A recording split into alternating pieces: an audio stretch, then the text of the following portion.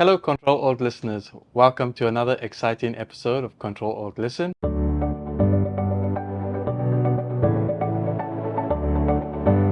Today, I'm privileged to be joined by Rita Jackson, our SVP of Product Marketing. Welcome to the show, Rita. Hi, Suren. Welcome. Now, thank you very much for taking the time for being on the show. I think everybody inside of OpenText knows who Rita is, but for our international audience, can you tell us a little bit about who's Rita? Do you really want to know? Yes. Oh gosh, I am, I'm Rita Jackson. I'm the daughter of an immigrant who is in high tech for how many decades? I'm a mother and a wife and a grandmother. Great. So tell us a little bit about your role as SVP for Product Marketing. Yeah, so I run product marketing, industry marketing, and now product enablement for OpenText. And basically, I think we have the funnest job.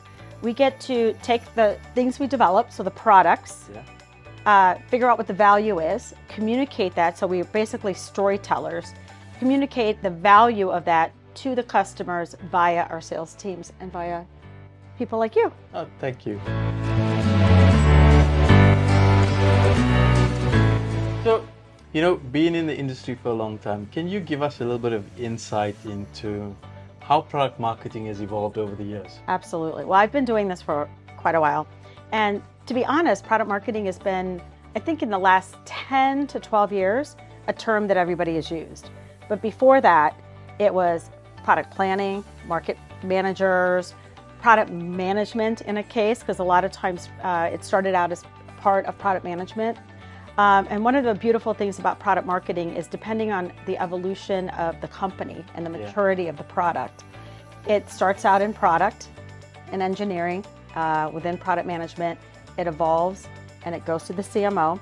And then sometimes it goes from the CMO back to product, back to CMO. So the evolution is really the evolution of how I would say the technology has evolved, right? Our job is to communicate the value of the product and technology in the context of the consumer and the value that they're getting. So you see it very prominently in the consumer space, very prominently. And in the high-tech space, we've been adopting it for the last 10 years. So it's kind of fun because we're creating it as we go. Yeah, that's interesting because being a Canadian firm, we're global in nature. Yes, we are. And we operate in so many different markets. How does that impact in terms of how you go to market in all the different regions? I mean, is there a difference? Oh, absolutely. One size does not fit all. I think you and I have talked about this.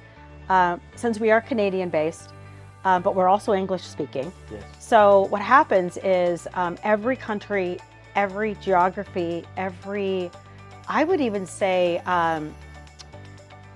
just consumer base is different. And you have to think about how people are consuming the products in that particular region. So the use cases are very different sometimes. Translation, it's never translating, it's localization. And you've got to think about the maturity of every region to understand whether or not they're ready for your solution or not. Because sometimes they're not, or sometimes they're so far advanced, maybe we miss the market. Yeah, I guess customer centricity plays a big role in it, and we bring that back from the field in terms of how you market the products, right? So product marketing, if you do it right, sits in the middle of product and sales, right? We're the translators from the GORP to the value, and there has to be, I always say that it's the infinite loop, right? We create it, goes out to the field, the customers either like it or don't like it, and you got to bring the feedback back. And that's how the product continuously evolves. Wow. But you got to put the customer at the center, and we forget that, right? As a technology company, sometimes you forget that everything you do is centered around the customer, and the customer globally is very different. And that's interesting that you brought that up, because I think we're human in nature, and sometimes you don't see it for what it is. But over the last week at our kickoff, I mean, we've heard lots of fun and exciting things, and I think the one thing that's come up a lot for us is AI, right? And AI. So, I am sure the audience will be interested to hear in terms of how you believe AI will impact how product marketing or product go-to-market will evolve. or how will it impact how you go to market? Well, we're already using AI. Well, I think AI is going to just enhance what we do. So I have a twofold answer. First, for product marketing, then how I think it's going to evolve in the industries that we work in. For product marketing, it's making your life a lot easier. First of all, with generative AI, it helps us from content creation. Also there's tools out there now that'll help us understand our customer behavior so much better. So you can actually do personalized creation of content and value. So talking about geographical differences. We can now leverage tools to personalize the content for your need versus somebody else's need versus somebody else's. And then now translation just became, it took all the obstacles out. You throw it through some of these translator products and it completely translates the language for you.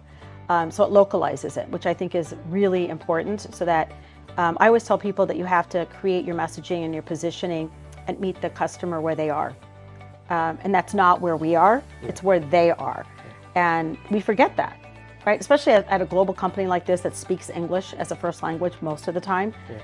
You forget that the nuances of how you talk about something is very different, and the cultural differences are very different. And AI, I've been in AI for decades. I actually went to school to study AI back then before it became popular. But I believe that the way AI is going to be embedded into the way we do is it's going to be invisible. You're not even going to know. I mean, half the time you don't even know AI is there. Like Google's been using it forever, and you're typing it in and it just comes out. Gen AI just made it popular.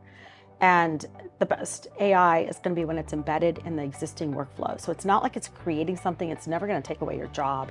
Think of it as your best friend sitting on your shoulder. It's it's going to give you advice. It's going to tell you what's right. But the human still needs to make the decisions, the critical decisions. And it's going to be embedded in everything you do. So it just makes things faster, easier. So then the question I always ask back is, what are you going to do with the time given back to you?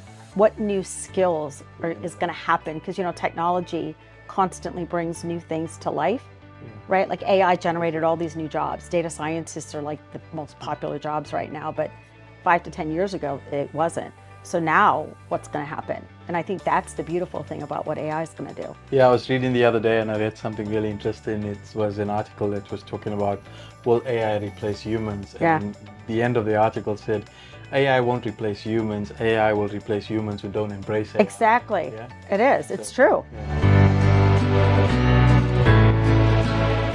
Rita, thank you so much for making time to chat to us today. But you've been in the industry and a veteran for many, many years. What would be the top 3 takeaways that you could leave our audience with in terms of what they can expect going forward from product marketing from an OpenText perspective, and just in market sentiment in general? Market sentiment. Okay, so for product marketing within OpenText, you're going to see a lot more persona-based, individualized, I would say, personalized messaging and positioning, especially now that we can leverage not only the tools that we have. I think we're going to get closer to the customer, which is something we need to do.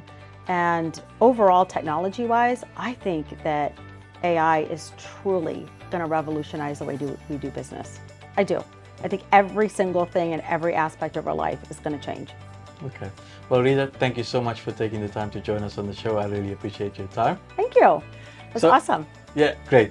So thank you very much for joining us on another episode of Control Alt Listen. Please don't forget to like and subscribe to stay updated on the latest episodes we have for you. Until the next time, take care.